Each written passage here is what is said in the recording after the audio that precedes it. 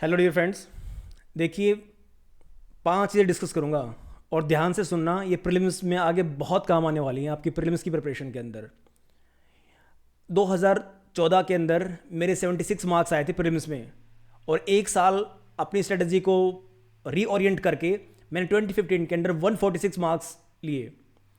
तो स्ट्रेटजी क्या है? बिल्कुल सिंपल है, आपको अपने आप ही वो डेवलप करनी है। तो पहली चीज़ है PYQs। ये मैं पहले भी डिस्कस कर चुका हूँ और बार बार कहता हूँ और कहता रहूँगा, क्योंकि ये बहुत ही इंपॉर्टेंट है। ये कैसे करने हैं, किस हिसाब से करने हैं, इसकी मैं वीडियो पहले ही बना चुका हूँ, मैं लिंक में डाल दूंगा, उसको आपको करना है। उसको इग्नोर मत कीजिए, इसको सीरियसली कीजिए।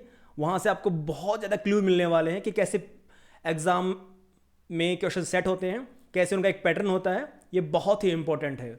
दूसरी चीज़ है अपनी स्ट्रेंथ्स और वीकनेसेस को पहचानना, कि आपका कौन सा सब्जेक्ट बहुत स्ट्रॉन्ग है, कौन से सब्जेक्ट पे आपकी कमांड बहुत अच्छी है, कहाँ पे ज़्यादा मिस्टेक करते हैं। ये भी आपको एनालाइज करना बहुत ज़रूरी है।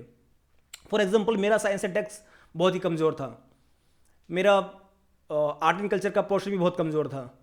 तो इसके लिए मेरी स्ट्रेटजी क्या थी? एक स्पेसिफिक टाइम मैंने रखा कि इस टाइम पे मुझे आर्ट एंड कल्चर ही पढ़ना है। जितने भी रिसोर्सेज थे, थोड़ा सा उनका 5-10 दिन एनालाइज किया कि कौन सा रिसोर्स से मैं अच्छे से अपने आप को एंगेज करके पढ़ सकता हूँ। उसके साथ में मैंने अपने खुद के नोट्स बनाना भी स्टार्ट किया। नोट्स बनाने के बाद में फॉर एग्जांपल मैंने इंडियन डांसेस के ऊपर नोट्स बनाए। तो डांसेस अगर मेरे को समझ में नहीं आ रहा है तो मैं एक वीडियो देखता यूट्यूब के ऊपर, कुचिपुड़ी डांस, भारतनाट्यम डांस, तो उसके आउटफिट कैसे हैं, उनके फेशियल एक्सप्रेशन कैसे हैं, वो सारी चीज़ें खुद एनालाइज करता। तो ऐसे ये चीज़ें थी, ये मेरे को अपनी लर्निंग में बहुत काम आई। तो मेरी ऑन स्ट्रेटजी थी कि मेरी स्ट्रेंथ कहाँ पे है, मेरी वीकनेसेस कहाँ पे है, और उसके लिए मुझे क्या स्ट्रेटजी बनानी है, वो मेरी खुद की स्ट्रेटजी थी अपनी। तो आप कॉपी पेस्ट मत कीजिए, आपको देखिए कि हाँ मैं ये सोर्सेज मेरे पास में हैं, यहाँ से क्वेश्चंस, क्योंकि आप पहले से PYQs कर रखे हैं, आपको आइडिया है कि कैसे क्वेश्चंस बन रहे हैं और किस रिसोर्सेज से क्वेश्चन आ सकते हैं, ये आपको पता चल जाता है। तो फिर आप उन रिसोर्सेज को अवॉइड कर सकते हैं जहाँ से क्वेश्चंस बन ही नहीं रहे हैं, और उस सब्जेक्ट पे फोकस करोगे जहाँ से अच्छे क्वेश्चंस आ रहे हैं। तो ये स्ट्रेटजी आपको खुद ही डेवलप करनी है। तीसरी सबसे बड़ी इंपॉर्टेंट चीज़ है शॉर्ट नोट्स। शॉर्ट नोट्स बनाने हैं आपको।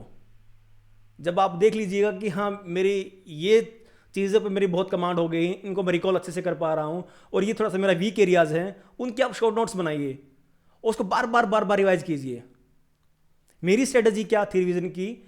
जो चीज़ मुझे लगती थी ना कि ये फॉर एग्जांपल नेशनल उस टाइम पे 14-15 में नेशनल पार्क्स वगैरह बहुत आते थे, रिवर सिस्टम बहुत आती थी। तो मैंने देखिए सबकी एक आग थी, एक जुनून था कि मुझे ये एग्ज़ाम करना है। ठीक है, रिजल्ट पे हमारा कंट्रोल नहीं होता है, failure is part of life, लेकिन करना है ये पूरी जुनून था और आग थी। अब वो नोट्स हर जगह लगा दिए मैंने, मेरे बाथरूम के अंदर भी लगा रखे थे, ब्रश कर रहा तब भी मैं पढ़ रहा था। अच्छा, ये नेशनल पार्क यहाँ पे है, ये वाइल्ड लाइफ सेंचुरी यहाँ पे, इसमें ये रिवर निकल रही है, इसमें ये क्रिटिकली एंडेंजर्ड स्पीसीज है, सब की सब पूरे थोरोली याद थी, और उसका रिजल्ट मिला भी। तो आपको अपने टाइम को ऐसे मैनेज करना है, आपको अपने नोट्स ऐसे बनाने हैं, और उसको इतना रिवाइज करना है, इतना रिवाइज करना है। ये नहीं कि आप बहुत सारी बुक पढ़ रहे हैं, लेकिन जितना आपने पढ़ा उसको कंसोलिडेट करके उसके शॉर्ट नोट्स बना के कितनी बार आपने रिवाइज किया, ये बहुत मैटर करता है आपको। और यही आपको लेके आएगा कॉन्फिडेंस। आपका कॉन्फिडेंस इतना बिल्डअप हो जाएगा, फिर आप you will not care about anything. चौथी चीज है टेस्ट सीरीज। टेस्ट लगाइए आप। टेस्ट लगाने के बाद ये नहीं कि मार्क्स कम आ रहे हैं, इसका कोई भी इफेक्ट नहीं पड़ेगा आपके फाइनल एग्जाम के ऊपर। आपको अपना कॉन्फिडेंस बूस्ट करना है एग्जाम के लिए। एग्जाम, प्रीलिम्स का एग्जाम पूरा माइंड गेम है। उस टाइम पे एग्जाम के दौरान आपका मेंटल मेकअप क्या है, इस पे पूरा का पूरा सब कुछ डिपेंड करता है।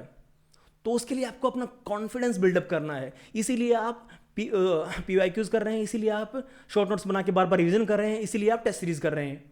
तो तब टेस्ट सीरीज करो तो समझो कि आप कहाँ मिस्टेक कर रहे हैं।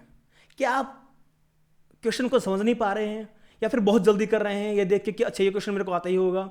तो ऐसी छोटी छोटी मिस्टेक जो आप कर रहे हैं वहीं से आपको बचना है। अगर आपने 3-4 मार्क्स उसमें से बचा लिए ना, ऐसी छोटी छोटी गलतियों को बार बार रिपीट नहीं कर रहे हो, जैसे इनकरेक्ट था तो आपने करेक्ट पढ़ लिया, करेक्ट था तो इनकरेक्ट पढ़ लिया, या फिर कोई एक्सट्रीम स्टेटमेंट को पढ़ने में आपने बहुत जल्दबाजी कर दी, तो वो चीज़ें आपको समझनी है वहाँ पे कि कैसे क्वेश्चंस फ्रेम हो रहे हैं। तो एक दो स्टैंडर्ड टेस्ट सीरीज लीजिए, उनको अच्छे से कीजिए, थॉरोली कीजिए, और अपना डर निकालिए। डरपोक बन के नहीं रहना है, फेस कीजिए अपने आप को, अपने वीकनेसेस को, और उन पे अच्छे से काम करना है। और सबसे आखिरी चीज़ है कि प्रीलिम्स के लास्ट दिनों में ना कोई भी ऐसी इमोशनल अटैचमेंट या फिर कुछ ऐसी इमोशनल अत्याचार वाली सिचुएशन में आपको नहीं घुसना है कि अब मेरा उससे झगड़ा हो गया, मेरे फैमिली में कुछ इशू हो गया, अब मेरा ब्रेकअप हो गया, ये हो गया, इन चीज़ों में नहीं घुसना है। बच के रहिए। अगर किसी टॉक्सिक रिलेशनशिप में हो तो उससे भी बाहर निकल जाइए, क्योंकि बिल्कुल क्रूशियल होता है वो टाइम। उसके अंदर आपको रिवीजन करनी होती है, अननेसेसरी चीज़ों में नहीं घुसना है आपको उसमें। तो सबसे इंपॉर्टेंट चीज़ है ये, इसको याद रखिए।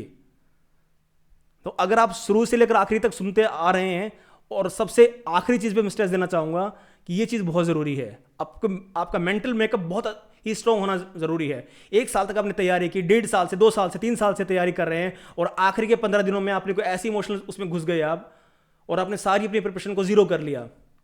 तो be strong, be wise, and be courageous. ये एग्ज़ाम कुछ नहीं है, मेंटली स्ट्रांग बनिए, आप ज़रूर, आपको सक्सेस मिलेगी। Thank you dear friends, thank you so much.